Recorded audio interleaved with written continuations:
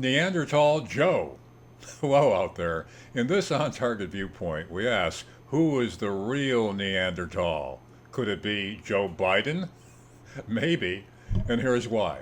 Now, when you think of a Neanderthal, you might think of a primitive primate who could be very dangerous whenever it comes out of its cave. And so it seems to be increasingly with Joe Biden. Dangerous to his keeper's efforts to project him as a competent, compassionate, skillful leader who can bring together a divided nation.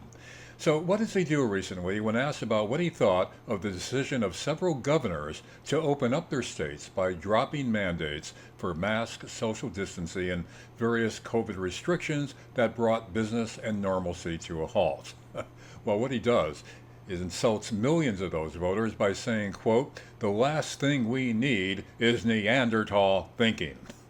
Doesn't Joe realize that such an attack just reinforces the image of elitist East Coast politicians looking down on the deplorables, as Hillary Clinton once described those who are not on board with her agendas? And making the effect of the remark even worse is the fact that those governors are from southern states as well as other rustic, redneck perceived areas, again reinforcing the image of people like Joe and Hillary and so many other Democratic leaders looking down on Southerners and other working class people as being unsophisticated, uneducated cretins who are just too stupid to realize that liberal Democrats are only trying to do what's good for them. Is this the same Joe Biden who, during his campaign and upon taking office, talked so much about healing and uniting a divided nation? Remember, almost half the nation or more voted for President Trump in the 2020 election, and most of them did so because of their belief that Joe and the Democratic Party no longer cares about them, no longer respects them, and no longer tries to help them or aid them in improving their lives. Now, this perception had been brewing for years, helped along by other Democrats and liberals who also showed their contempt and condescension for the great unwashed.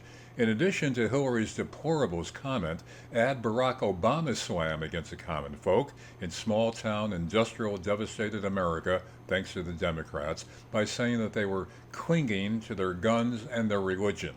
And more recently, CNN propagandist Anderson Cooper's snide and superior tone when he talked of Trump supporters who stormed the Capitol or who were merely at the January 6th Trump rally as returning to their Holiday Inns and dining at the Olive Garden.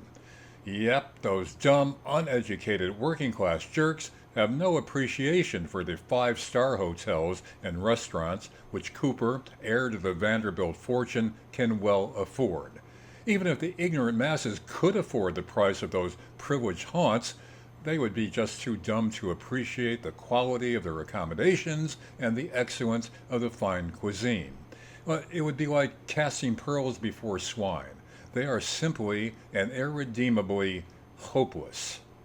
And so is Joe, a true Neanderthal, in terms of his primitive thinking about how to unite a country that remains divided, thanks to the dumbness of people like Joe. That's it for now. Until next time, stay informed, stay curious, and please, stay safe.